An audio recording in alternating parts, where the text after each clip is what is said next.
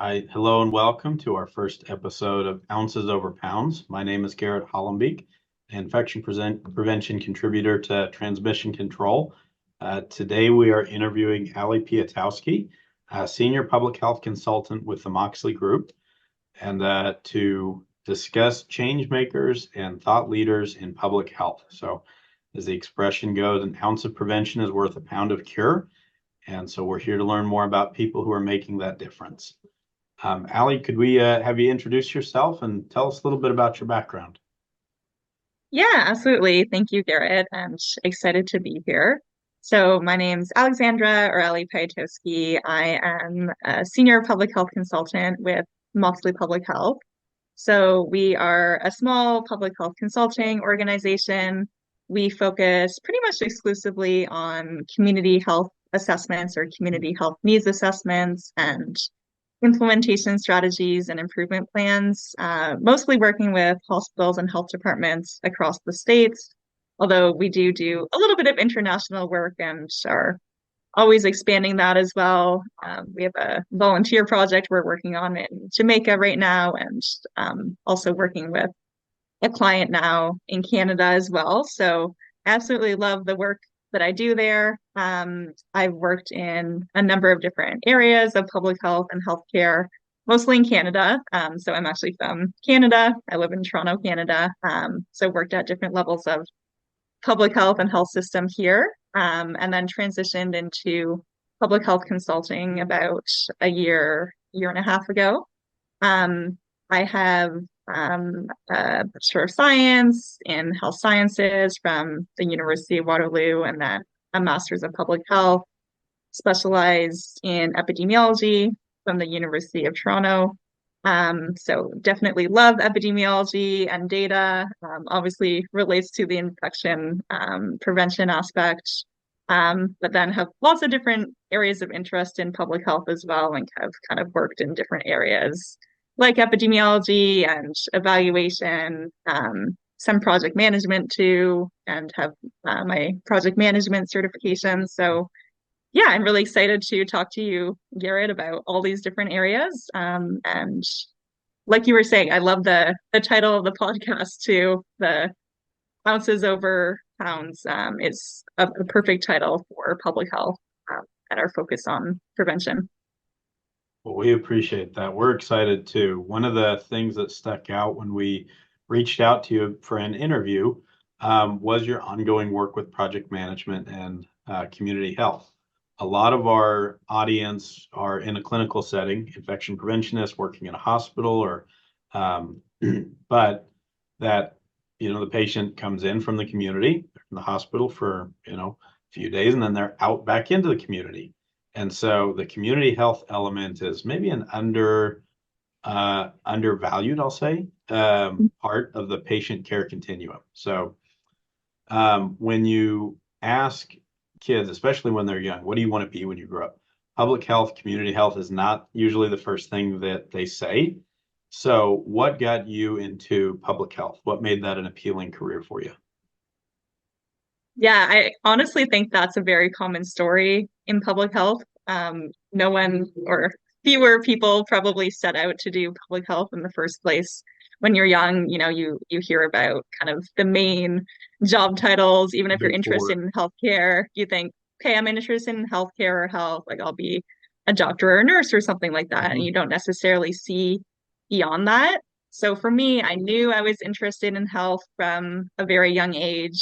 Some of my favorite TV shows as a kid were Mystery Diagnosis and Dr. Oh, G, Medical Examiner. If anyone's watched those shows, I just loved learning about health and um, diseases, and kind of the mystery and detective aspect of it yes. was really interesting. So I decided to do a general health sciences degree Okay. for my undergrad, which I'm really happy that I did. It kind of would have prepared me to go into a number of different areas of health, whether that was more clinical or otherwise. And at the time, I thought, because I didn't know about the other options, maybe I'd do something more clinical. Mhm. But in the program, we started to learn about different aspects of health. So, like the different determinants of health, a lot about the social determinants and the societal factors that influence people's health, and then learning more about population and public health. And I determined that that was more what I was interested in, actually, rather than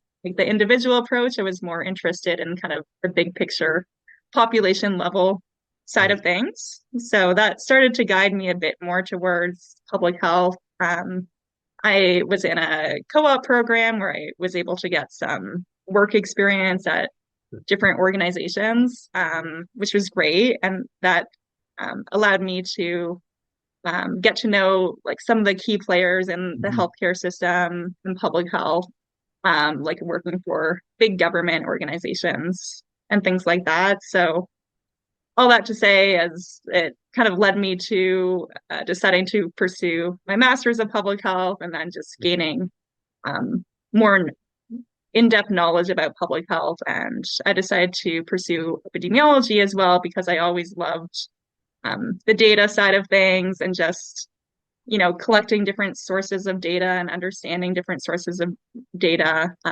related to health and diseases and a particular population. So epidemiology in that way seemed like a really natural fit. And I kind of went back to, my original interest in public health and being sort of a detective to be able to better understand health and diseases.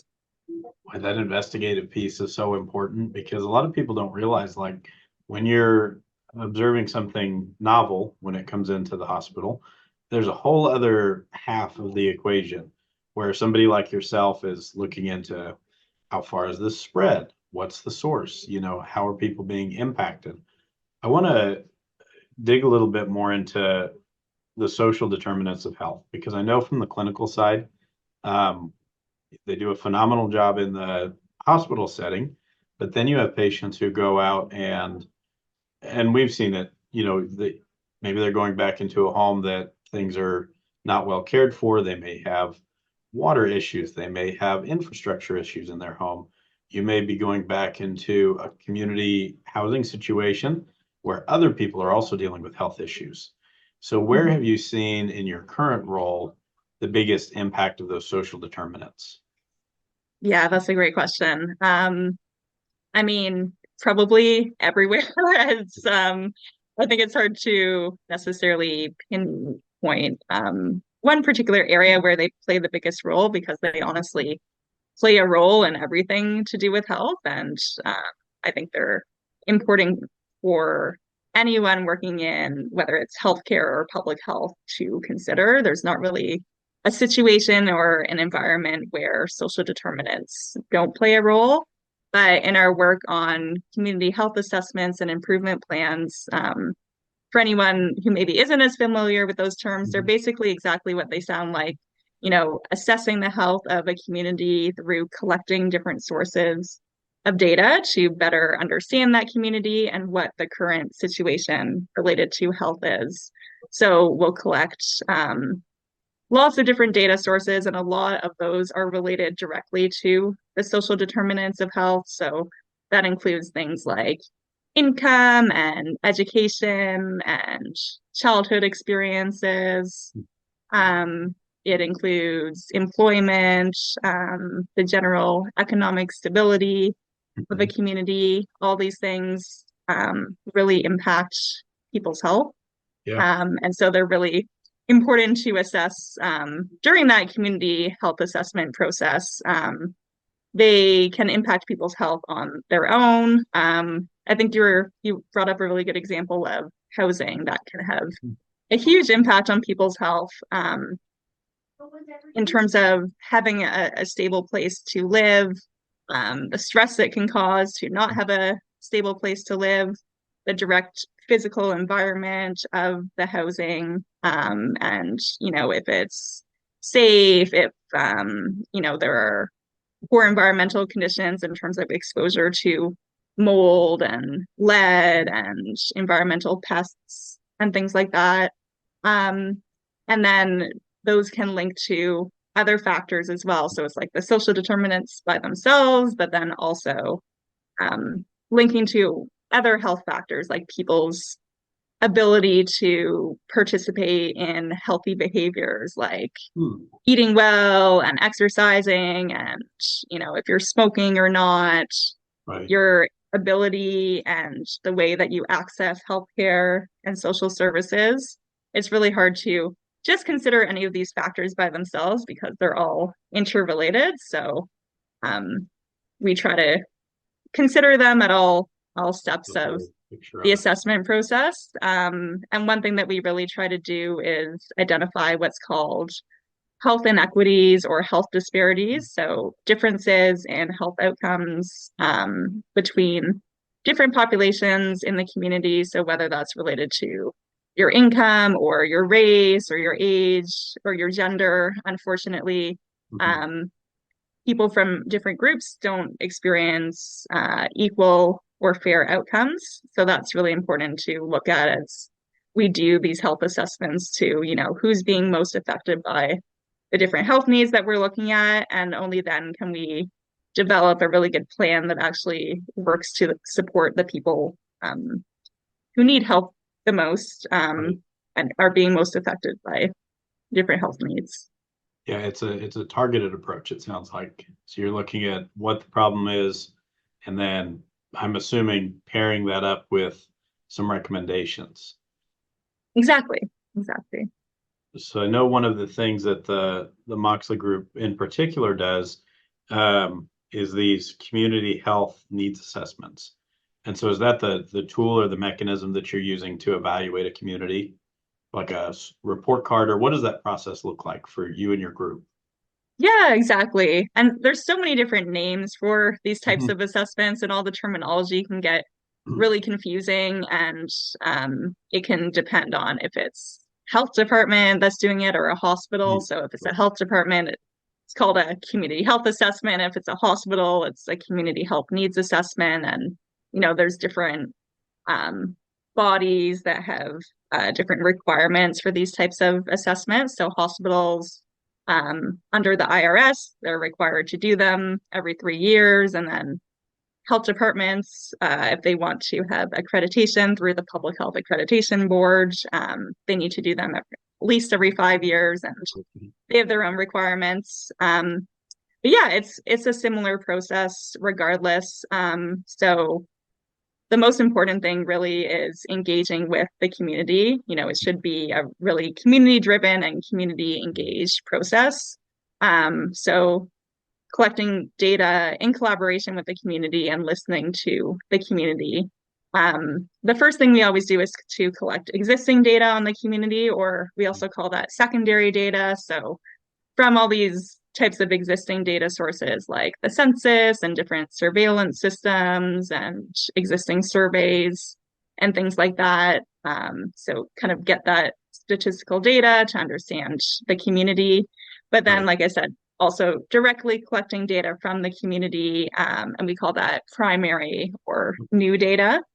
So we collect that through things like doing a community-wide survey to ask people in the community about their opinions on what are the biggest health issues and what are their experiences with health in the community. And that helps us to prioritize the health needs when we get to the improvement plan phase of things. We also do interviews with leaders in the community. So trying to represent different sectors that all impact health. So that could be, the direct healthcare sector and interviewing people at the health department and the hospital and community health centers and clinics and things like that. But then also, let's say, interviewing teachers and the superintendent of the schools, maybe a local pastor, the head of a homeless shelter, the head of a food bank. So trying to get at people who represent those different needs that Right. impact health. And then we also do focus groups or discussion groups with people in the community. So with those, we really try to represent specifically um, what we call priority populations, or people who are being most impacted by health needs, or that the health department or hospital really wants to make sure they hear from. So, for example, that could be low income mothers. It could be Amish population. We work with a lot of clients in Ohio, and that's a Oh, population that people always really want to hear from. And, maybe you have to get a bit more creative in terms of how you engage with this population because they might not have as much of a connection with the traditional healthcare system. So really trying to hear from those particular groups about their experiences with healthcare and health needs in the community. And then putting all the information together into a report, trying to make it really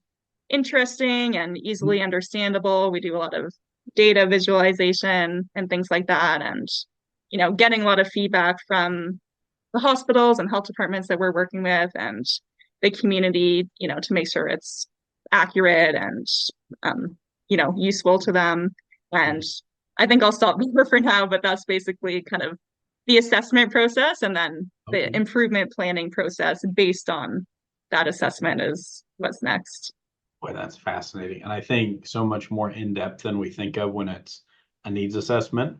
Sometimes we think the needs are obvious, but Mm-hmm. I love that definition of leader that you use, that it's not your mayor, maybe it is your mayor in some situations, Yeah, it often is, but you yeah, know, the lots of people. the food pantry, local religious leaders, that you're really Mm-hmm. going in and talking to the people who know.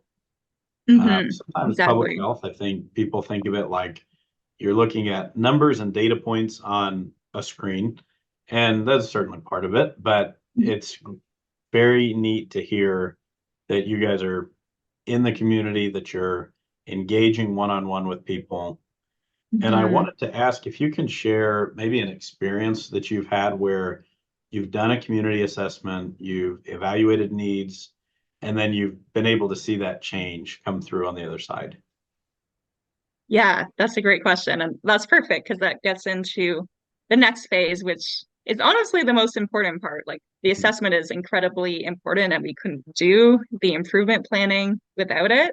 But if we just collect this data through the health assessment and then we don't use it for anything, what's really the point? So This way. the improvement plan is really based on this assessment, understanding what are the priority health needs that were identified, and bringing together the health department and or hospital that we're working with, and then relevant community partners in the community, many of whom were engaged through the assessment process to collaborate on what are the strategies and programs and interventions that we're going to implement to address these health needs.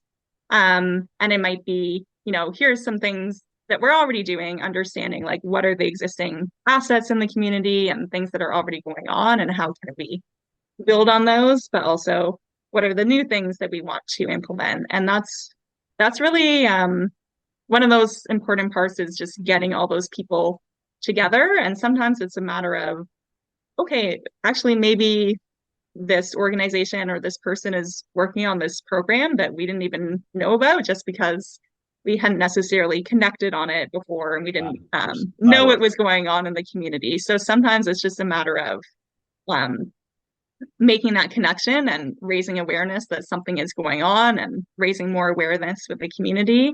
And then sometimes it's coming up with completely new things. So honestly, there's so many different examples. But I guess one I'll highlight is actually I'll go back to the example of the Amish community in Ohio.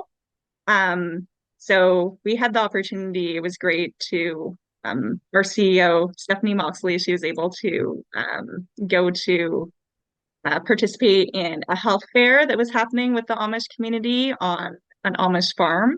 Oh, cool. And it was great. So she was able to be there, but it was basically like an information fair, and they had like the health department there, they had fire department and paramedics, and just kind of giving out information about different health related topics and services in the community. And it was a great way to engage with people directly where they're Right. at. And that's actually what we considered our focus group with that population, even though it wasn't like a what you think of as a traditional focus group, like all sitting around in a circle in a room or something like that. It was just Right. kind of, But that's talking with people yeah. exactly as they would come up to her, and she would ask them, where do you get your information or your services Mhm. related to health. And they would all say, is this one particular medical center? It's called Shiloh Medical Center in this community. And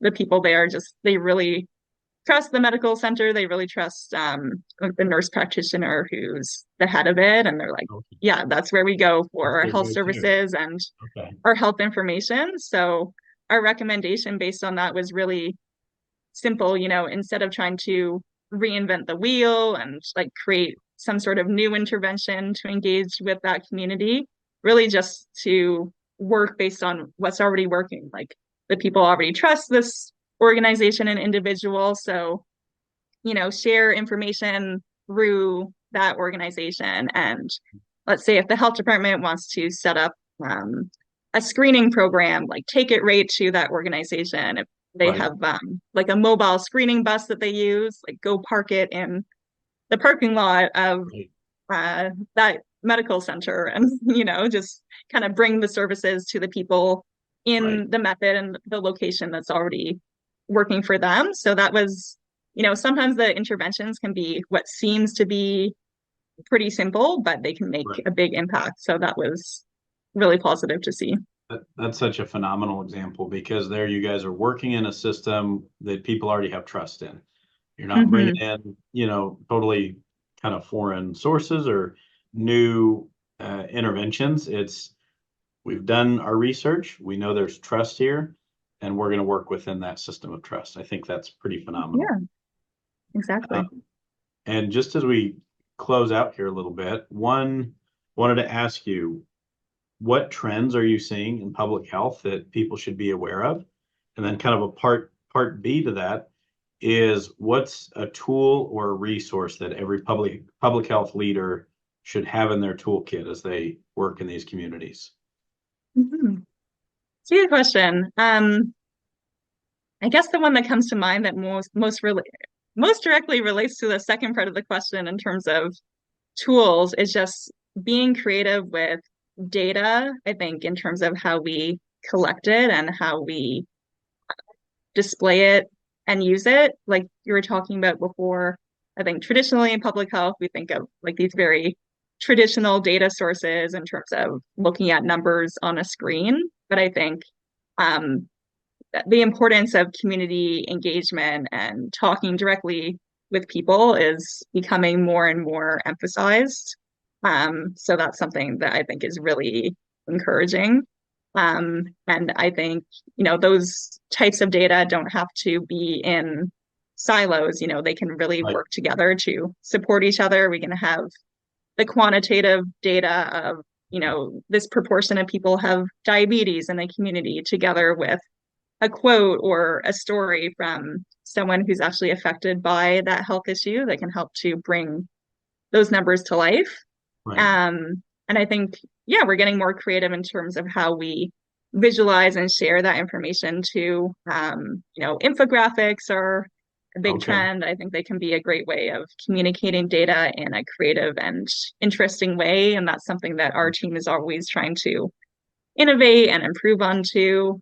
I think there's becoming a lot more interactive tools in terms of visualizing data as well. So not Okay. necessarily just in static reports, but having online resources and web pages where people can interact with the data.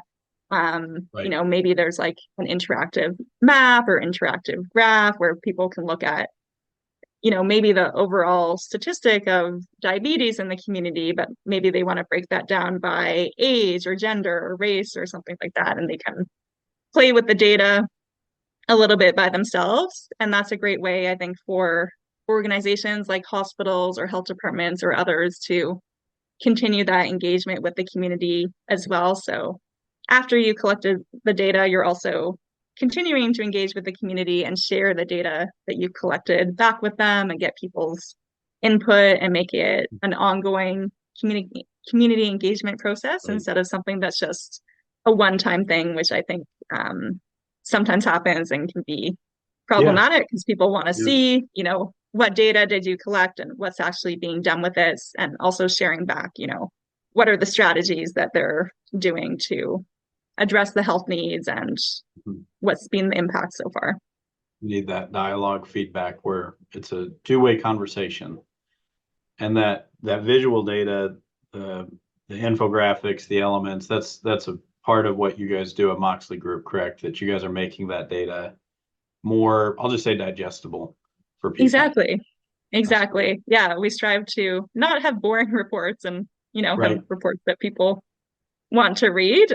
So yeah, that's honestly an ongoing journey that we're on to try to make them more interesting, but it's something that's really important to us and that we love to do. And, it's not just about making them look nice. It's the more Right. nice and interesting they look, the more people are likely to read them and actually use the data too. And engage it and make a change for the better for the community. That's excellent. Mhm. Well, Allie, I feel like we could talk for another hour on this topic. I think we just touched the surface of this, but I want to thank you for your contribution, for what you're doing in the community health space, and thank you for meeting with us today. Thank you so much, Garrett. It was great to talk to you. All right. All right. Thank you, everyone.